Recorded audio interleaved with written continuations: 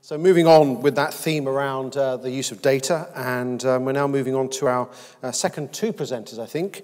We're going to be looking at joining up the dots, useful technology for direct care. And we have Alan Davies, Director of Digital Health and Chair of the Digital Expert Group at the Innovation Agency, and Hadleigh Stollar, Programme Manager, Integrating Care at NHS Digital. Delighted to invite you both to the platform to give us your address, or in due course.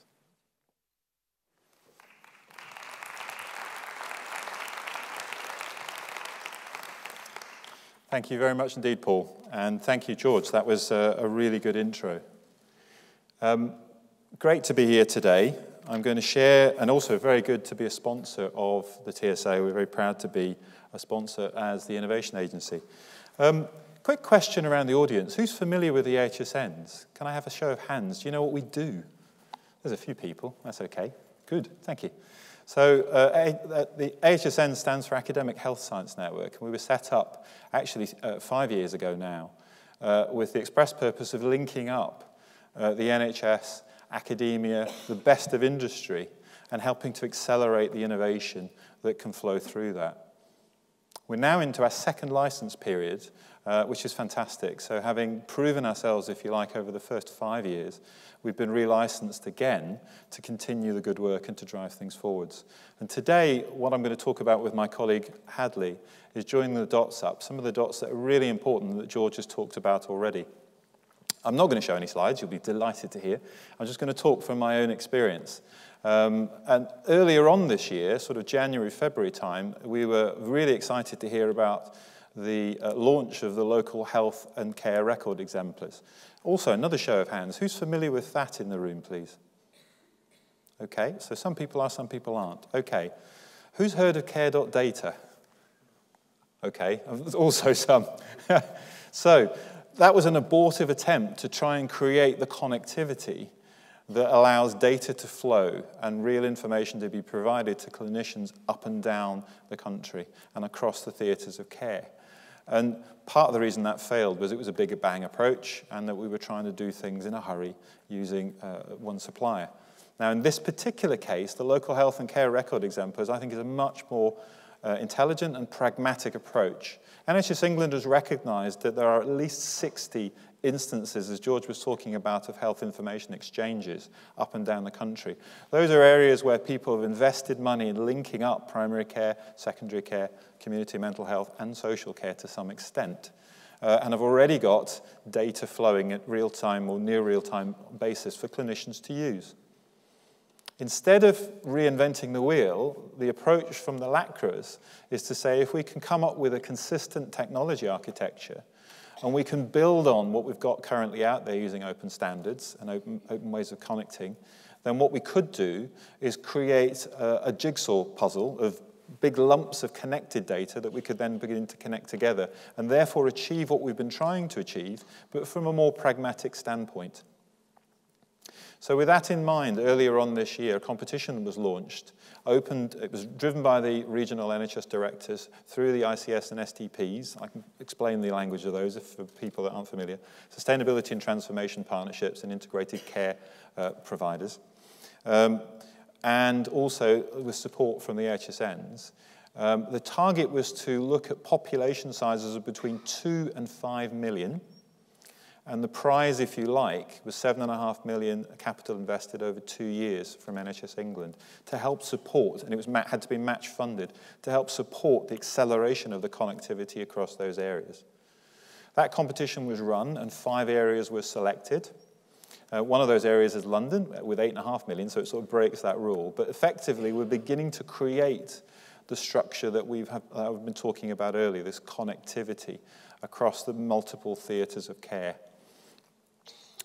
Hadleigh is going to talk about an even more real-time or near to delivery piece, which is the National Record Locator Service, linking up the ambulance service with mental health trust in the first instance, but with the potential to expand that even further. The point of my brief 5-minute introduction, and I hope picking up on what George was saying earlier, is the time is now. A lot of things that weren't possible previously are possible now. We're getting to the point where finally the public can understand and can get what they've always thought we could do, which is that care professionals can and do communicate together seamlessly and have the information at their fingertips to provide the much needed care. And that's a critical piece, because the second piece of that, fast on its heels, is going to be the connectivity that allows people like you and I as members of the public to access our own data and to be able to use that in a meaningful way. Unless and until we get to that point, we can't really talk about self-care. So with that little preamble, I'm going to get Hadleigh up to share a little bit more about the NRLS side, and he'll also cover a little bit more about LACRA, and I'll come back and bring it home at the end. Thank you. Thanks, Alan. Still morning. Good morning, everybody. Thanks for having me here today. As Alan said, I'm going to pick up on the National Record Locator Service, but really with the key theme of joining up those dots and trying to get to a point where there's an integrated care approach across the sector, and hopefully through some of these capabilities that I'll talk about today within Nhs Digital, that will become clear. Everyone has a role to play. It's our NHS, it's our future. And every single stakeholder, whether you're a clinician on the front line, whether you're a supplier, whether you're a commissioner, everyone has a role to play in that integrated care journey. And there is no better time now, as George was saying, to start that. So Alan mentioned the National Record Locator Service. Who's heard of it? Before looking at the screen in front of you? No? A couple of hands, no? Oh, that's good. So hopefully you'll go out of here with a bit more information. Okay, so the National Record Locator Service is a new capability being delivered by Nhs Digital, and it will enable any authorised clinician, care worker and or administrator in any health or care setting to be able to access a patient's information for the purpose of direct care. So there's quite a lot in there. So what we're saying, so first of all, we're saying that you have to be an authorised user, so in other words, a smart card user across the service. We're talking about health and care, so that's really important. It's not just the NHS, it's social care as well. And really what we're saying around accessing patients' data, patients' information, is trying to unblock that traditional challenge that we have around records being stored in silo in a particular clinical system, in a particular organisation, with the rest of the system, A, not knowing that record exists, and B, not knowing what it says. So the whole intention, the whole aim of the Record Locator Service is twofold. One, to show what records exist about a patient in any health or care setting across the service, and two, to then be able to see what it says without having to make those frantic phone calls, without having to ask the patient to repeat their journey and their story 100 times, and indeed to actually fill the gap between what the patient knows exists and what the healthcare professional can see in front of them. And unlike traditional projects of this nature, we are really aiming to complement local digital initiatives, and we're working with the health economies across the country to implement the NRLS, so that this isn't just something that the centre builds and develops and then just gives to the service with the expectation that they will take it up. And obviously Alan spoke about the LACRAs, but prior to LACRAs, and I'm sure many of you have heard of these, share care record initiatives across the country, of which at the last count there were 63. And these were regional record locator services in essence, whereby regions would work together to incorporate their records, or useful records, agreed records at a local level, and within that locality only, that share care record would enable the sharing of that data. And of course, that's great in the area that you're living in and that you're working in. But what happens when you move outside of area? What happens when you're receiving treatment and care outside of that share care record boundary? And so, indeed, the whole essence of the record locator in working with share care records and LACRAs, which really is just a combination of a series of regional share care records into one data layer. The intention is that we connect to those LACRAs and we connect to those share care records with the view of flowing the data through, and Nhs Digital being that broker between the consumer on one side and the provider on another. And I'll show you a diagram of what that looks like shortly. So phase one is really about demonstrating this capability and showing that it can do what it says on the tin. Can I stand up here, hopefully next month, and say to you, yes, we now have a series of people on one side of the coin pushing records into the centre, or record pointers, and on the other side, are there people consuming those records for the purpose of direct care? And once we've done that in the first phase, we will then move on to what we call phase 2, which is around the retrieval aspect. So the first phase is just about what records exist and where, and who can I as a healthcare professional speak to at the other end of a phone to understand what that record contains. And phase 2 is then about scaling that up through the LICRAs, through the share care records, but more importantly, enabling the retrieval aspect. So in other words, you don't have to pick up the phone. You can click on a button and be presented with the record. Really important point to make really on retrieval is that NHS Digital does not and has no intention on holding that record. It's merely the broker between where that record is held and the consumer at the other end that wishes to view.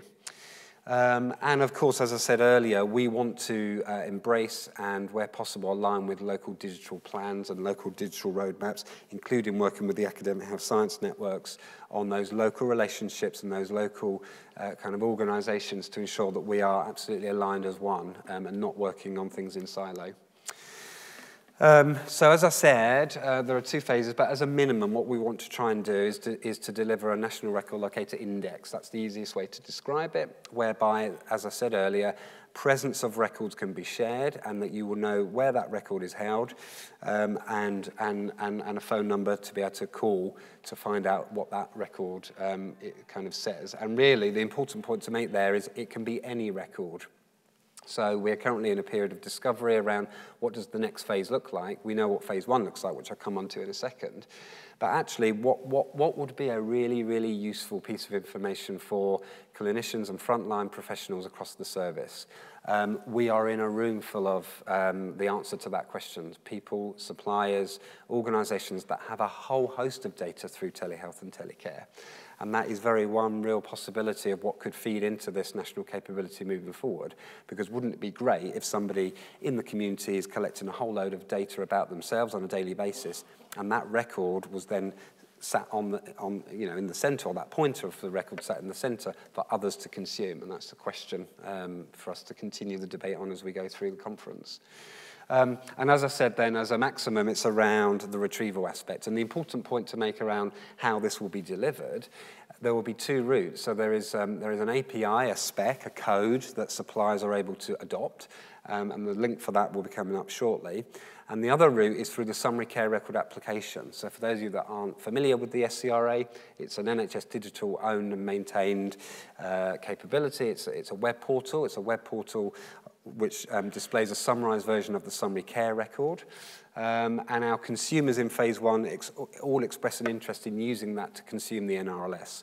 So in other words, the SCRA, which is a portal that exists today, our consumers will be able to log on to that, and if there is a record for that patient, they'll see an NRLS tab and be able to see the presence of that record in phase 1, and we hope to build on that as we move forward. So in other words, there are 2 routes. There is an NHS Digital product that consumers can use, and then there is that code that we would encourage and hope through LICRAs and others that suppliers would integrate into their solution to give access to the NRLS through their own respective platforms. So as I said earlier, we've got consumers and providers, and actually just to make the point that you can be both, so you can be a provider and a consumer. But just for the purposes of illustration, really, a provider on the right-hand side would push the record pointer into the NRLS. The consumer at the other side is consuming that read API, and the NRLS in the centre is, and through the NHS digital capability, is enabling the relationship between the 2 to work. So Alan. Alan mentioned that we're working with ambulance trusts and mental health trusts in phase 1, and this is the main reason, really. So when we went out to do our discovery to say, well, who should we work with in the first instance? Who would be a good kind of set of providers and consumers across the service to really test and demonstrate and prove this capability? And actually, it's quite interesting that this person actually is part of my team now, but a former London Ambulance Service paramedic, said that if you're dealing with somebody who seems on the face of it to be difficult and not obviously suffering mental health problems, the easiest thing to do is to transport them to hospital. And if you're aware that there's a mental health crisis plan, you may not have to take them to hospital and you would know who to contact. Now, that person, that colleague doesn't look like King Henry VIII, but the reason that there's a picture of King Henry VIII on there is because when we went out to talk to the ambulance service and paramedics to verify this point, what they told us was that they are often presented with patients in crisis that they don't know are in crisis, and will tell them that they are some obscure character like King Henry VIII. And they could spend an extortionate amount of time in that patient's home trying to find out who that patient is and what the best course of treatment is for that patient. And ultimately, as my colleague says, they're ultimately led to take that patient to hospital because that's the only place and the treatment that they're able to offer.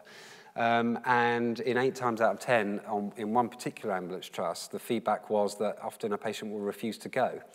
And if that happens, the ambulance service then have to get in contact with the police to get a warrant for that patient's arrest, to force them into the ambulance, to then get them to A&E, and basically for that patient to be sent home, because actually their care plan says that they have been King Henry VIII for the last 10 years, this is normal behaviour for this patient, and what they really need is X support, whether it's someone in the community, whether it's a family member, whether it's a community mental health nurse.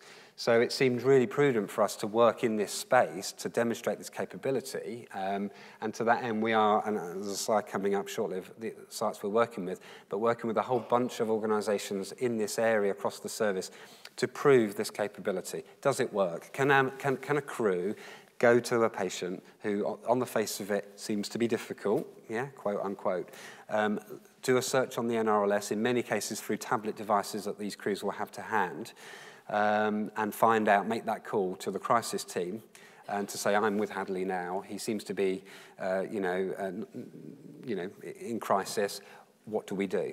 And then that integrated direct care conversation can then happen as opposed to that previous scenario that I outlined. So our journey so far, we are going live next month. 27th of November is our go-live date for the National Record Locator Service Phase 1, which is great, and I'm really humbled and proud to have been part of that journey from the beginning. We have 5 mental health trusts and 4 ambulance trusts that we're working with across 4 regions across the country. And within that mix, we also, and the next slide will show who these suppliers are, but we have a whole bunch of suppliers, as well as some shared care records in the mix, many of whom may be in the audience today, and certainly in regions that you're working in. I spoke about those links earlier. There are 2 there. So the NRLS kind of spec that you would kind of need to adopt and look at is there, and I'm sure we'll send these slides out. If not, you can contact me afterwards, and I'm happy to share them. But that developer site really gives the techies amongst you and the techies within your organisations all the tools they need. It's open source, it's free, it's there. You can adopt it and take it now. And then the second link really is for the non-techie people, really, in a demonstrator site that we've built. And incidentally, all of the integrating care projects within NHS Digital will have a demonstrator site of this nature. There are some screenshots there that show what's on that demonstrator, but in essence, it talks you through the journey of what the capability is and what it can offer to you. So there's a benefits tab. You can probably just about see at the bottom, depending which organisation you are, it talks through how it would work for you. We've had some benefit realisation mapping on there as well that you could lift for your business cases if you were to look at adopting this locally. And lots of other tools and reference points that would be really, really useful for your organisations to take it forward. So I really encourage people to look at that, really. So when I started at NHS Digital, and I was given the task of implementing a record locator service with nothing in place at that point, I was kind of given the brief to go and find one organisation as a consumer and one as a provider.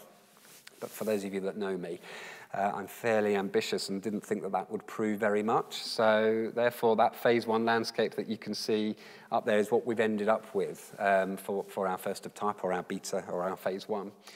And so starting on the right-hand side, we've got the North East Ambulance Service, the London Ambulance Service, the North West Ambulance Service, and the Yorkshire Ambulance Service. And the first 3 will be consuming the NRLS via the summary care record application and using the centre as that broker, which I spoke about earlier, and they'll be doing that in their call centre. So whilst the crew are on their way to see a patient, they can be looking at the NRLS through the FCRA, and they can be feeding any relevant information back to the crew through what they call the MDT, which is the little machine that the crews have on their fleet, and indeed a phone call may be made to say, actually, this is what is happening or could be happening with this patient, and this is what the crisis team have told us to do, if appropriate. So the 3 of those trusts are working in that way. Yorkshire Ambulance Service are also doing it through their call centre, but they are also, through an in-house developed solution, enabling the crews to access the NRLS via a tablet on the road. And obviously the vision is that all 4 ambulance trusts, when they're enabled with tablet devices, and some of them are and are working through that all of them will be able to do that. But in this first phase, Yorkshire Ambulance Service will be the first to go live with that. So in other words, crews will have a tablet in their hand, and they will be able to do a manual search on the NRLS through the FCRA, which is great. So they're our consumers on the right, and then we see our providers, i.e. the mental health trusts, feeding the mental health crisis plans into, or the pointers to the crisis plans into the NRLS. So we've got Tees in the northeast, Slam in London, Lancashire and Cheshire in the northwest, and Humber in Yorkshire. And you can see a real mix of suppliers there. So we've got Civica up in the northeast, we've got an in-house solution in London. I'll come back to the 2 northwest regions in a second, and Humber are also doing their own in-house solution. So we spoke about shared care records earlier, and we spoke about LICRAs. So those yellow blobs are respective shared care records that those trusts already feed into. So in other words, Lancashire Care is already feeding their mental health crisis plans into the Lancashire Patient Record Exchange Service with their supplier Tiani. And Cheshire and Wirral Partnership is feeding their mental health crisis plans into the Cheshire Care Record, which is supplied by GraphNet.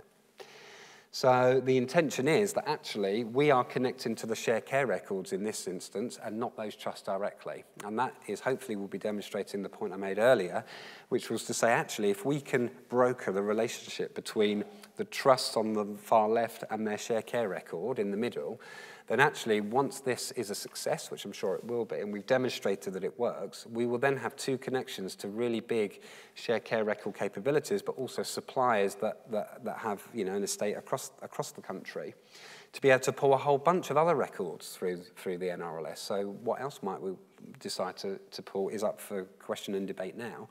But that is a possibility, and that's why we wanted to particularly connect to shared care records. And by the way, when we started out, the LICRA program didn't exist, so it's just pure coincidence that that has then come along and matured in the way that it has. But actually, I suppose what we're saying is that we are ready. We've demonstrated a point-to-point connection, hopefully, and also a shared care record, as well as around 4 suppliers and in-house development. So we've got a real mix there.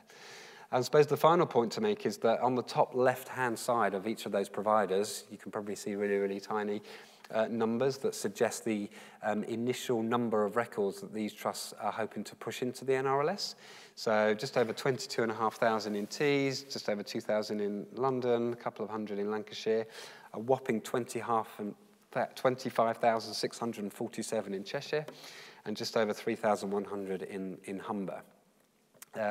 So if you're not good at mental arithmetic, I can tell you that that is just over 50,000 records in the first instance. And that just indicates, really, the need for this capability. Because if I'm talking about 5 trusts, of which there are 70 across the country, 70 mental health trusts, and from 5 of them we are going to be exposing 50,000 records, that really says something about, hopefully, what benefit we will be adding to the ambulance service, going out to see these patients on a regular basis.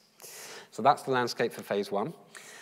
And again, for those of you that know me, it will be no shock that I started talking about Roman pillars and houses to my team, who thought I was absolutely crazy, but that's the end result of that conversation in our, what I call NRLS house, that talks about the different phases. So hopefully you're thinking in the audience, well, how can I get involved in this, and when can I start to have conversation around feeding in my data? And hopefully that answers that question. So the first phase, as I've kind of described, 4 ambulance trusts, 5 mental health trusts. We've published our specification. We've started to connect to some shared care records. We've got our IG model in place. As we move forward onto phase 2 and beyond, it's really about 2 things. Shared care records and LICRAs, because that's what we've been commissioned to deliver in the next phase. Other fast followers that would be a no-brainer, for example, the remaining 6 ambulance trusts, because if we work with the first 4, why wouldn't we work with the remaining 6? And then moving on to social care, and phase 4 onwards is really about increased scale, increased uptake of the service. Of course, there are several kind of underpinning kind of elements that need to be in place. So continuous engagement with the service, with the supply community, and hopefully that's what part of today is about. onboarding those organisations, which is an NHS digital kind of process and expectation around being an accredited organisation, being an authorised organisation to be able to access these national systems. And then other things like Care Connect integration, which you may have heard of, and indeed a strategic IG model, which NHS England are hoping to publish fairly soon to enable the sharing of these pointers and these record kind of contents across the country. But none of that is impossible, and obviously that first phase is very close to being delivered, and we are now in phase 1 and phase 2 in parallel. So phase 1 goes live, as I said, next month. But we are in an open discovery consultation phase, or not official consultation, but a consultation phase with partners and colleagues around, including the academic health science networks, around, well, what could and what should phase 2 look like? Who should we be working with, and on what record type? So are there other crisis plans? Are there other key records, including telehealth records, that we might want to feed into this for the rest of the service to consume? And the really, really important point to make is, if we think back to this diagram, this is just the phase 1 makeup. This is not a solution for the ambulance service, and it's not a solution for mental health trust. These are just the first organisations that we've opted to work with. But really, in principle, it could be any NHS organisation on the left and any organisation on the right. And indeed, each respective organisation, as I said earlier, could be a provider and a consumer. So that conversation is now happening, and I'm here for the next few days. I'd be really keen to talk to people about ideas on what that could look like and who we think, you know, would be good to kind of bring into the fold for the next phase, really. So in phase 2 and beyond, we hope to continue to achieve maximum benefit for the NRLS. This is, going back to the video that we showed at the beginning, this is really about improved patient care. If we're not improving direct care, then we need to stop. So really it's about working with colleagues and trusts across the country, including the academic health science networks and NHS England, on understanding, have we achieved those benefits? And actually, can we prove it? Because that's really, really important. We have to continue to refine our solution and our capabilities only based on that benefits realisation piece. We need to make sure it's accessible to all, so through LikeRish, through shared care records, through being open and transparent and helping support colleagues and organisations to implement the NRLS. And of course, the really, really important point is that we make sure we populate it. So it's great that we might say, okay, these set of records are next, this is what we think should be coming next. But it's then really important to work with organisations on the ground, and again, that's where colleagues like Alan and the team will hopefully be able to help us engage those organisations locally, because it's one thing holding that data, and it's another thing adopting the code and opening up the floodgates to push those pointers into the centre. And of course, in doing that, we need to make sure we are aligned to these national initiatives like the Global Digital Exemplar Programme, like the LikeRish Programme, and you know, similar kind of initiatives that are out there, so that we are working locally and nationally to drive this forward. I won't go through the whole slide, really. We've heard about the LikeRish, but in essence, what they are about, it's about saying, well, in the Northwest, if there are 6 shared care records, wouldn't it be great to connect all of those together and to create one Greater Manchester or one London, what we call data layer, one amalgamation of all of those shared care records, with the view that that is now the London LikeRish or the Northwest LikeRish, and that LikeRish is what we connect into the NRLS. So if you think of that diagram earlier, you could imagine that really in phase 2 onwards, it could be LikeRish to LikeRish, you know, LikeRish being a consumer and LikeRish being a provider. And in that LikeRish is a whole amalgamation of records from within that locality. And that's the idea, that's the intention of what the LikeRish programme is about. And really the important point to make here is that we are committed to working with those sites. There are 5 that have been announced in phase 1, or wave 1, with 3 more to follow. And I think the intention is the whole country will be covered. So that's the intention of NHS England to move forward with this programme. And really the whole idea is that we drive that digital maturity across the service by working with those sites. So in terms of phase 2, again, I won't go through the whole thing, but really we're hoping that early next year, March, April, May, June, July, August time. That's quite a long, big window, I know, but obviously we're in discovery at the moment, so we can't commit too much until we know exactly who we're working with and on what. But we're hoping that additional functionality will be built into the NRLS, because obviously the index has been built today, because it's going live next month. But additional functionality mainly around retrieval and audit, and being able to update your pointers and records. So that's happening, or will be happening from December to February, with the view that we go live from probably the summer really next year. So right now we're in a process of looking to recruit sites and areas and fast followers and indeed Lycra sites to help work with us on making that a reality. And I hope maybe next year we'll be staying up here saying that we've now gone live with the retrieval aspect and that we've got several 100,000 or even millions of records feeding through the NRLS. Wouldn't that be great? So I suppose my last slide really, and I'm glad that Alan used the word jigsaw, because, you know, I think, as I've put up here, I think the jigsaw is growing. There are more pieces coming into this space, of which this is just one component. But actually, if the information and if the data that you hold is useful, then it has a place. And actually, that is another jigsaw piece that we are keen to feed into the overall picture. So we know that even telehealth itself, and I know this from my own personal experience of implementing telehealth services, both within industry and for the NHS, that it's an evolving space, it's growing. There are lots of different definitions, as we know, but this is an NHS England slide that, or schematic that just shows how it's evolving and how different areas of the industry and of the space are moving to a different place now. And actually, part of our remit and part of our goal at NHS Digital is that integrating care piece. So we want to make sure that we're linking in with all of these areas. That's you guys in the room. And that actually, you know, to try and help facilitate those conversations between you guys and the Lycras, between ourselves, you and the Lycras, to really make sure that that jigsaw piece isn't working in silo and that it's actually connected into the wider, broader picture of what we're trying to achieve.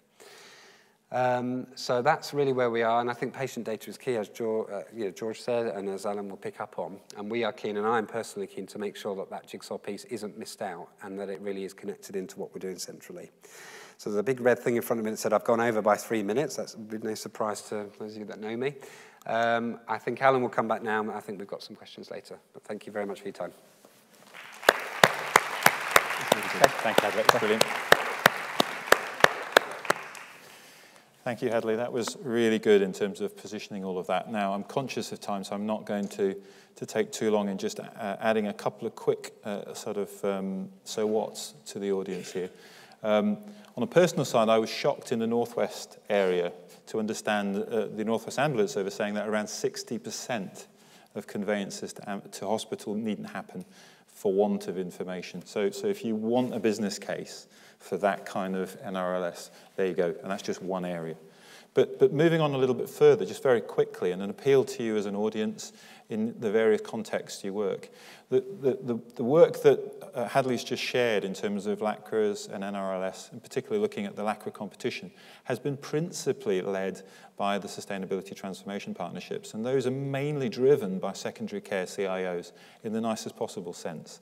So no surprise, a lot of what's been driven has been driven around connecting up some of the larger trusts as well as some of the primary care information.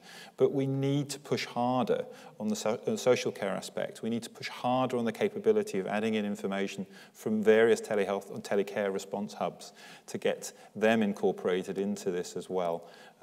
So, you know, there's a real opportunity right now. The other thing I will mention, and for those of you who are familiar with what's happening in the NHS, there is also some funding that Matt Hancock, our new Secretary of State, has put forward called the Health System-Led Investment Prioritisation Fund.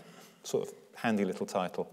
But it was 412 million that's gone to the 44 STPs. I've just been through a process with my two to prioritise what they're going to be spending that money on.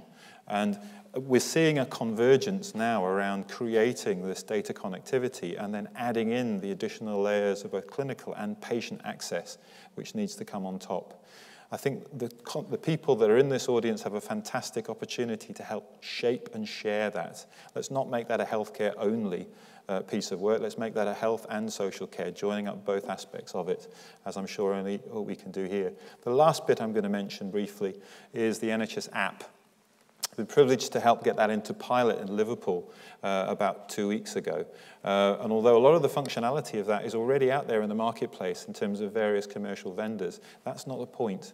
The point is that publicly, and there's going to be a very public campaign very shortly on this, we are inviting the patient, the public, to interact and consume services in a way they have not done before.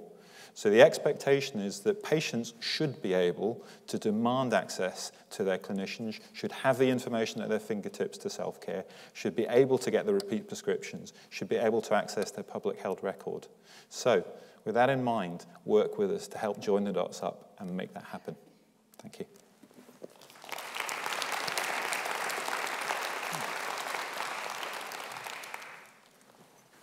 Right, two really, I think, fantastic sets of presentations, and also, I think, some interesting contrast between the approach in England and the approach in Scotland. We are running slightly tight on time, and I'm going to invite David Pearson to come and join us as well. And my intention is to take maybe 2 or 3 questions at this stage, so I'm interested in getting a sense of the appetite in the room to ask questions. And whilst you're thinking about that, I probably have a couple of questions I would like to ask. So can I just see hands, so those who would like to ask questions of any of the presenters you've heard this morning? There's one over there, so we'll stand by, bring the microphone down. Any other hands? There's another one over here, so let's make sure there's a microphone in the middle there. Keep your hand up, sir, because they couldn't see you. Thank you very much. So we'll get the microphones to both of you. And I just wanted to start with a question, which was actually both Alan and George made sort of similar points, which were, that we're sort of fed up about talking about this. And I suspect many of you might have felt that as well at various times. But that the possibility is there now. There's lots of possibilities. And indeed, a lot of the future is already there. It's just not very well distributed, we might be a way of putting it. I guess what I'd be interested in hearing is, if that is so, from the perspectives of a lead of an STP, from the perspective in Scotland, from the perspective of NHS Digital and the Innovation Agency, what would be sort of the top piece of advice you would give to an audience of commissioners, payers for things, and of service providers to actually turn that into reality? In other words, how do we move from just constantly talking about this stuff to actually scaling and adoption, which is really the challenge? So I'm going to just sort of run. I don't want major essays on this, but I do want sort of snappy answers, if I may. I'm going to start with George and work my way along, because you're the nearest, George. Great, thanks very much.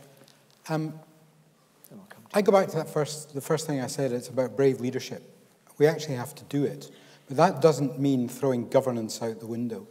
So I think what you're looking for is you're looking for a robust business case. That business case must have all the usual things in it, apart from the strong evidence for why you should do something, because we're talking about new services and innovation.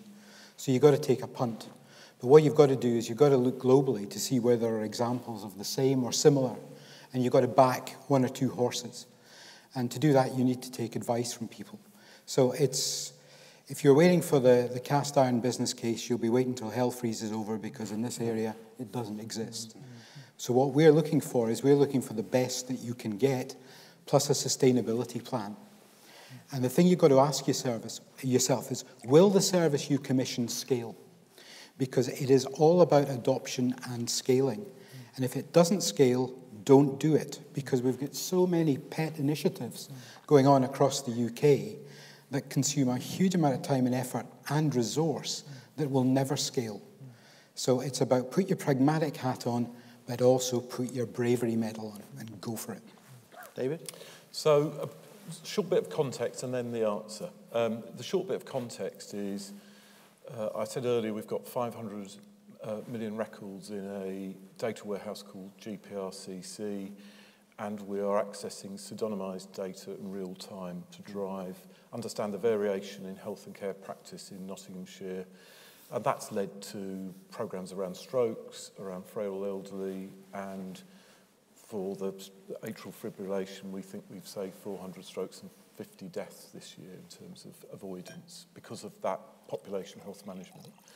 And there are 4,300 records a month joint records being accessed across health and care to better meet people's needs in a timely way. So the 3 ingredients for that are the need for dealing with the governance, so 100% of GPs signed up to data sharing protocols.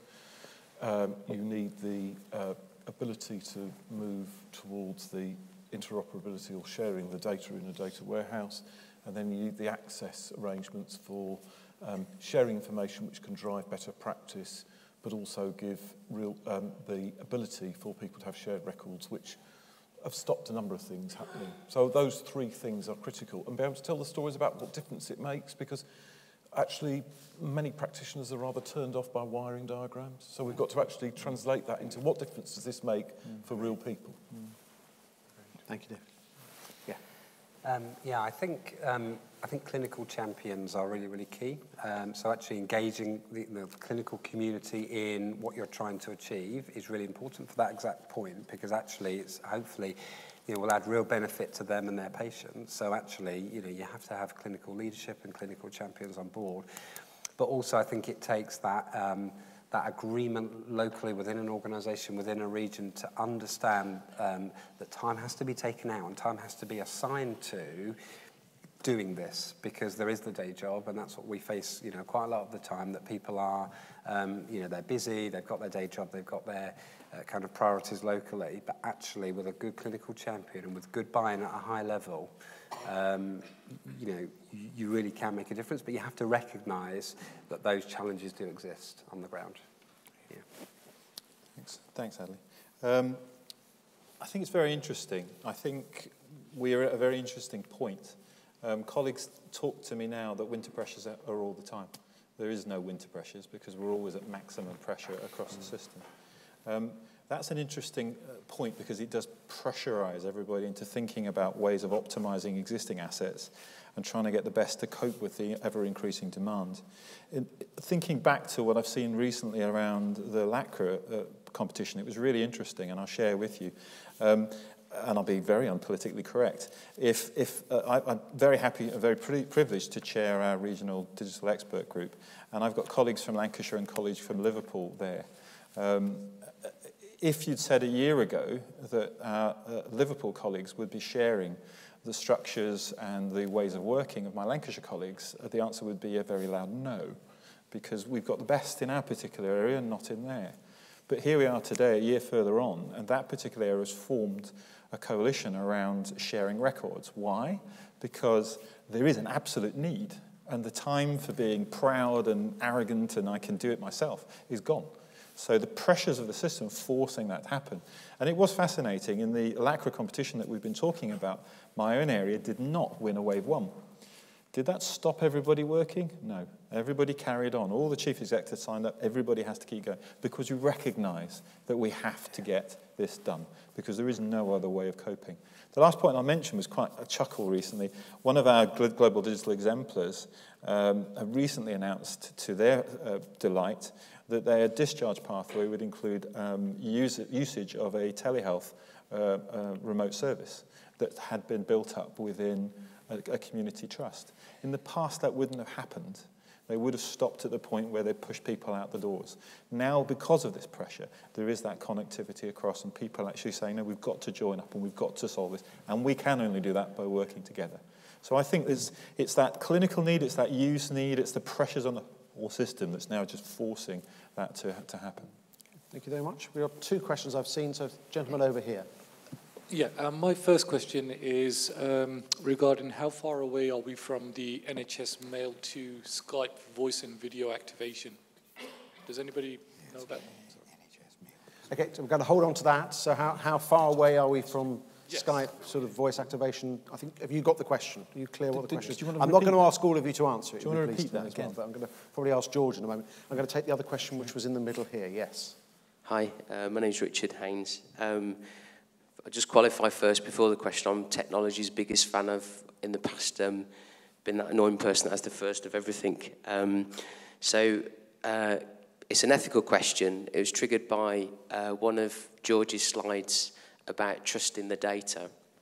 And given recent revelations from Facebook, breaches of data, Cambridge Analytics, how information is used about people, about us, and Citizen4 documentary, all these sort of fairly recent revelations about how information is used about us.